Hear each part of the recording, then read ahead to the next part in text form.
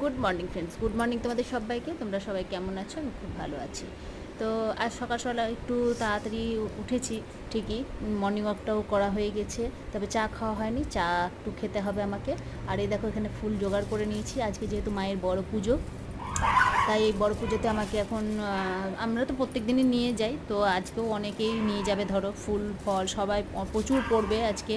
তোমাদেরকে দেখাবো অবশ্যই, সেখানে আমি ভিডিওটা আপলোড করে দিব। তো যাই হোক, এখন সব জোগাড় করে নিচ্ছি। আর পুজো বসবে মোটামুটি 9টার মধ্যে, আর 10টায় বসবেন, ঠাকুর আসবে 9টায়, আর 10টার মধ্যে ঘট ভরতে চলে যাবে, নতুন করে ঘট ভরা হবে, মায়ের বড় পুজো হবে। তো সবাই খুব আনন্দ আজকে, খুব আনন্দের মানে ভীষণ আনন্দ আজকে আজকে যেহেতু মায়ের পুজো।